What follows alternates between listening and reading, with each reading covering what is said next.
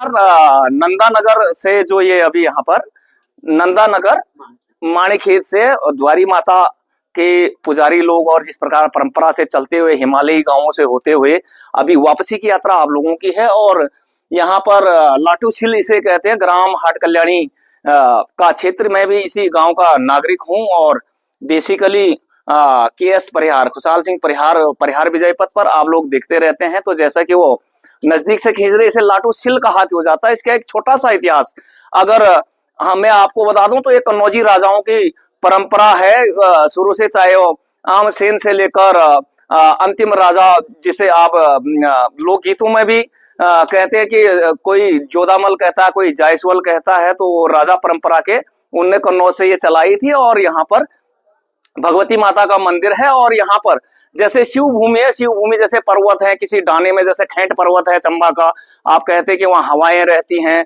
और परियां रहती हैं। और इसी प्रकार शिव भूमि में मान्यता मिली हुई भगवान शंकर की अलग अलग रूपों में। तो यहाँ ऊपर पहाड़ पर लगाइए, इस पहाड़ को कहते हैं बौदानाग हिल, यानी बौदानाग ये नाग भूमि है।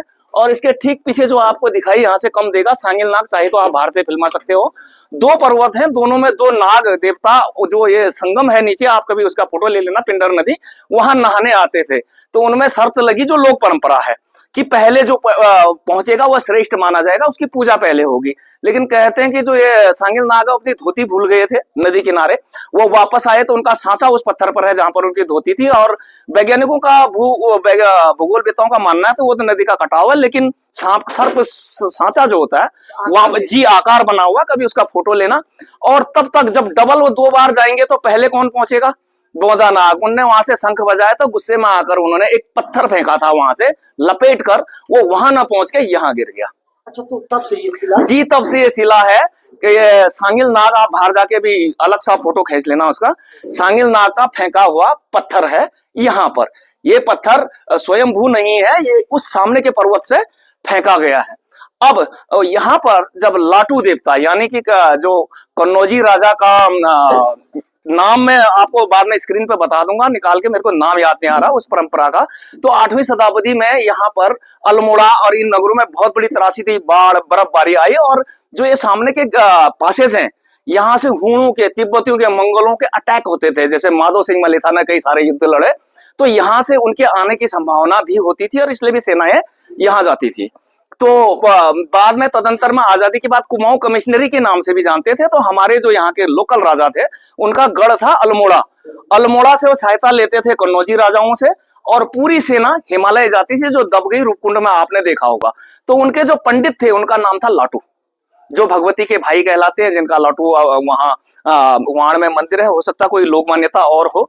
तो कहते हैं कि वो लाटू जी यहाँ पर इस सिल पर बैठकर उनने, आगे का दृश्य देखिए आप, अभी तो इसके ठीक सामने बिल्डिंग बन गई है, लेकिन यदि आप देखें तो यहाँ पर से नंदा पर्वत और त्रिशूली नजर आती है। ये एक दिव्य स्थल की विशेषताएं हैं, इसलिए इसे लाटू सिल पर उन्हें पसंद आया था, लाटू देवता को, ये पत्थर, और वो यहाँ पर बैठे थे। और तब से इसे लाटू सिल कहा जाता है। एक संक्षिप्त इतिहास है इस लाटू मंदिर का। और आप लोग यहाँ पर यात्रा पर आए, द्वारी देवी के साथ आए, देवी नव दुर्गा रूप, या जो भी लोग मान्यता परंपराओं में, देवी ही शक्ति है, देवी ही प्रकृति है और ऊर्जा स्रोत है। और ऊर्जा इस संसार की एक अक्षय ऊर्जा है।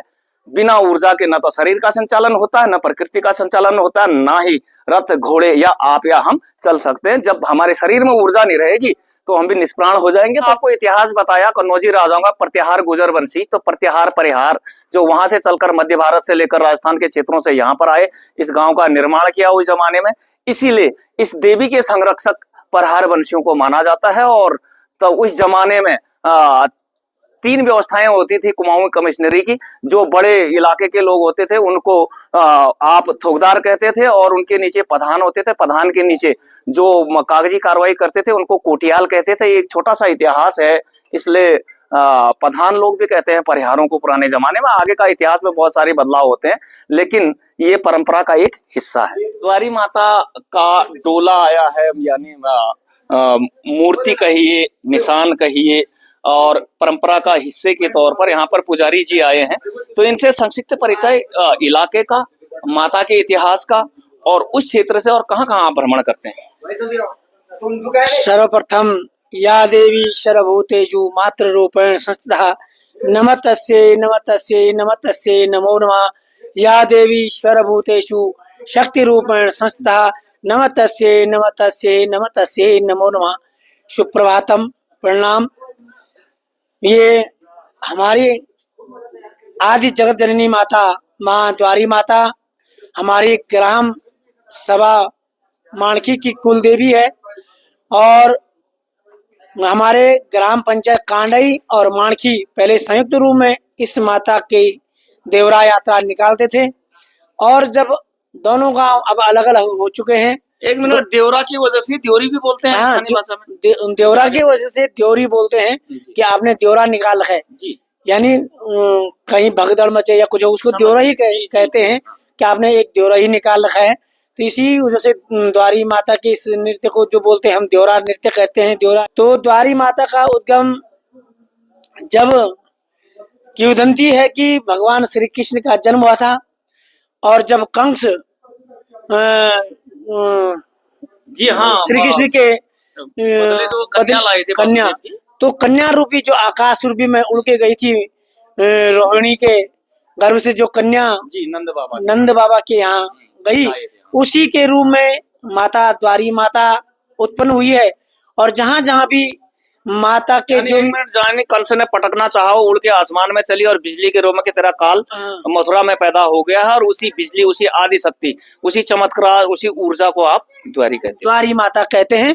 तो इसी का एक हमारे ग्राम पंचायत लुंतर है नंदा नगर में ही, वहाँ एक जंगल है जहाँ द्वारी बौण कहते हैं, द्वारी का जंगल है। उसी जंगल से फोटो दे दीजिएगा जी। प्राचीन काल में हमारे लोग वहाँ घास, कंडाली और आदि के लिए वहाँ जाते थे। तो इसी उसमें एक शिला मूर्ति के रूप में कंडाली के जो गट्ठी के अंदर वो मूर्ति हमारे ग्राम पंचायत में आई है। ग्राम पंचायत में आने के बाद सब लोग बोल चुके, किसी को मालूम नहीं कि एक शिला मूर्ति है, लेकिन वो ऐसे ही शिला मूर्ति हमारे जहाँ पर वो लोग आए थे वहां पर छूट गई थी। उसके बाद माता ने कन्या का रूप धारण किया। कन्या का रूप धारण करके वो जगह जगह घूमने लगी, रोने लगी और जहाँ जहाँ जिसको भी कन्या के रूप में दिखने लगी, हमारे समस्त क्षेत्र जो हमारे बुजुर्ग हैं उनको दिखने लगी। तो हमारी ग्राम पंचायत माणकी के जो बुजुर्ग थे उन्होंने माता को बेटी से और भुल्ली से ऐसे पुकार करके कहा कि बेटी आप कहाँ की हो, आप ऐसे क्यों घूम रहे हो, ठंडे में घूम रही थी। तो जगह जगह बैठी हुई मिली थी, कभी रात को कभी दिन में। तो सुंदर सी कन्या।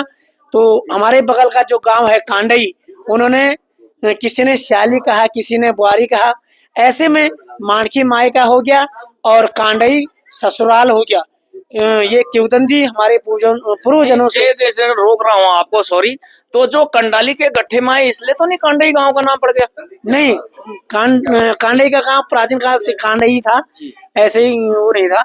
लेकिन कंडाली जब तो कुल मिलाकर इस प्रकार जब माता वहाँ प्रकट हुई, उनकी पूजा की गई, तब से आज तक ये परंपरा बनी हुई है। अब ये बताइए क्षेत्र भ्रमण आपका कहाँ से कहाँ और अभी आप कहाँ जाओगे? जी जी, क्षेत्र भ्रमण जैसे हमने हमारा माता का जो देवरा नृत्य है वो 28 अगस्त को बाहर गर्भगृह से बाहर मंदिर से बाहर निकल गई थी। उसके बाद हमारा जुगवध कार्यक्रम 3 महीने घर में पूजा अर्चना करने के बाद 29 नवंबर को हमारा बड़ा कौथिक हुआ, जिसको जुगवध कहते हैं। जुगवध में सबका मिलना जुलना और ट्रेनिंग की रिहर्सल होती है, वो हुआ है। उसके बाद 29 अगस्त हम हमारी यात्रा प्रारंभ ग्राम सभा कुनाना से होते हुए आदि पड़ावों से हुए कनौल, सुतोल, वाण आदि ग्रामों से होते आज देवाल ब्लॉक के हार कल्याणी ग्राम में पहुंच चुकी है। और वापसी में आप कितने दिन बाद फिर वहां पहुंचोगे? हम लोग वहां से होते हुए हम लोग यहाँ से देवाल इछोली से होते हुए पार्था कुनी, पार्था रतगांव होते हुए बंगाली जाएंगे और बंगाली से भेटी, लाखी और इधर नंदा नगर होते हुए कुरुड़ लुंतरा नंदा देवी जो हमारी आदि गुरु आदि देवी हर साल आती है, आदि है। 12 साल। तो नंदा देवी कुरुड़ में अपने बहन की दर्शन करके उसके बाद ग्राम पंचायत माणकी में जाएगी और उसके बाद जो हमारा बिरासपुर क्षेत्र है नंद प्रयाग है, वहाँ पर गंगा स्नान करके जो पांडवों की बेनी दिखाई होती है वो बैरीधार और 2 जगह हम बेनी दिखाते हैं, वो दिखा के माता अपनी बेनी पांडवों की बेनी दिखाई जाती है, जहाँ से माता सभी अपने इधर चौखुटिया, घूंघटी, त्रिशूली आदि जगहों की जो देखती है, चारों तरफ को देखती है, जी। देखती हुई दिखता है वहां से दिखता है। बैराधार से पूरा त्रिशूली पर्वत हो गया, ये हमारा यानी उसके बाद माता अपने स्थान में विराजमान होती है। 24 फरवरी 13 गते फाल्गुन को माता जी का एक भव्य कार्यक्रम होता है, अंतिम कार्यक्रम होता है, जो गरुड़ छाण कार्यक्रम होता है। तो गरुड़ छाण कार्यक्रम होने के बाद रात्रि को राम लक्ष्मण का ऐसा नृत्य लगता है। उसके बाद दूसरे दिन 25 फरवरी 2025 को माँ अपने गर्भगृह में विराजमान हो जाएगी। और आप सभी लोगों से भी निवेदन है, जो भी लोग हमारी इस वीडियो को देखेंगे, जहां जहां तक भी ये वीडियो जाएगी, आप सभी भक्तों से निवेदन है कि आप भी 24 फरवरी 2025 को हमारी ग्राम पंचायत माणकी नंदा नगर में आकर माँ के अंतिम कार्यक्रम में पहुंचकर नंदानगर चमोली गढ़वाल नंदानगर चमोली गढ़वाल पहुंचकर माँ का आशीर्वाद लेने आए। दूर वालों को पता लग जाए। हाँ जी, नंदानगर चमोली गढ़वाल और ग्राम पंचायत माणकी, कांडई माणकी के नाम से प्रसिद्ध दसोली ग्राम पंचायत है जी। और आप आइए और माँ का प्रसाद ग्रहण करने अंतिम सवाल, कितने सालों बाद ये यात्रा, यानी पीरियड क्या है? जैसे नंदा छोटी राजा हर साल आती है, बड़ी राजा जैसे 26 में 12 साल भर, जिसमें कुमाऊं की देवियां भी आती हैं, टिहरी की आती हैं, तो ये कितने सालों बाद आप इस यात्रा को करते हैं? वैसे यात्रा 12 वर्ष में होती है। हर तीसरे वर्ष में माता का ये जो ब्रह्म है, जिसको हम चीन सारना बोलते हैं, 3 वर्ष में हर बार एक दिन का कार्यक्रम पूरी दिशाओं में हम तो आपके लोकल इलाके में होता है, लेकिन जिन इलाकों का भ्रमण आप क्या 12 साल में करते हैं? एक बार 12 वर्षों में ये भ्रमण कार्यक्रम होता है। लेकिन किसी कारणवश हमने ये 44 वर्षों के उपरांत इस कार्यक्रम में सौभाग्य मिला है। आज तक हम लोग, छोटा गांव था, कांडई बड़ा गांव था, तो संयुक्त रूप में कार्यक्रम करते थे। तो 1980 के दशक में हमने संयुक्त रूप में कार्यक्रम किया था, कांडई और माणकी ने। तो अभी अलग अलग रूपों में आते हैं, अलग अलग हिस्से हो गए। अब अलग अलग हम, क्योंकि जो मायका का मेन स्थान है, जो शिला मूर्ति है, वो हमारी ग्राम पंचायत माणकी में है। तो हमने भी इस बार अलग निर्णय लिया कि हम अपनी माता को अलग इधर उधर दर्शन करा के, क्योंकि माता जी की कृपा से ही सारा गांव फला फूला है। तो आज सौभाग्य मिला है कि माता के दर्शन। चलिए, धन्यवाद। आप लोगों से इतिहास, स्पिरिचुअल, आत्मीय जानकारियां मिली। और इसके अलावा नंदा देवी के बारे में भी कहा जाता है कि जो ऊपर हिमालयी क्षेत्र है, वो भाभी कहते हैं, यानी वो शिव का क्षेत्र हो गया और नंदा का ससुराल हो गया, और यहाँ वाले उसे बेटी या देवी मानते हैं। इसी प्रकार आपके भी कांडई और उसकी परंपरा कि कोई मायके वाले मानते हैं और कोई ससुराल पक्ष के मानते हैं, और मान्यताएं हैं अभी अलग अलग रूप में अपने इंडिपेंडेंटली आप उसको मनाते हैं। तो इस प्रकार की मान्यताओं के लिए भी बने रहे। कुछ और कह रहे हैं? माता जी जो हमारी ये द्वारी माता है, ये 10 बहनें हैं। आपने देखो, एक तो नंदा भवानी माँ राजेश्वरी के रूप में देखा होगा, एक माँ द्वारी माता के रूप में देखा, और एक नैनी जो चंडिका के रूप में आपने देखा होगा। तो ये 10 बहनी द्वारिका है और जो 9 बहनी नागनी चंडिका माता है। तो ऐसे ये इतिहास है। तो 10 बहनी द्वारिका, ये सबसे छोटी बहन हमारे माणकी गांव में विराजमान है। सबसे तीसरी बहन बेटी में, जो हमारी बेटी ग्राम पंचायत, आपने देखा होगा कि 2016 में आई थी इधर को, तो तीसरी बहन है।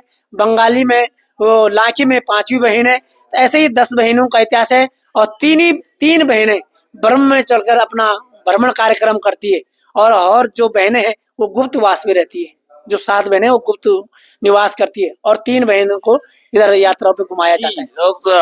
आपने बहुत अच्छा बताया, और लोगों को जागृति होने से, पता होना से, अपने बारे में, अपने इतिहास के बारे में, अपने कल्चर के बारे में, अपने देवी देवताओं की मान्यता। ये शिव भूमि है, देव भूमि है, और यहाँ हर पर्वत, हर शिला, हर नाला, हर गजेरा, हर नदी किसी न किसी रूप में उसे दैवी मान्यता भगवान शंकर ने दी है। इसलिए इनका सम्मान करें, और नई जानकारियों के लिए बने रहें परिहार विजय पथ के साथ। जय हिंद, नमस्कार, वंदे मातरम। जय वंदे मातरम।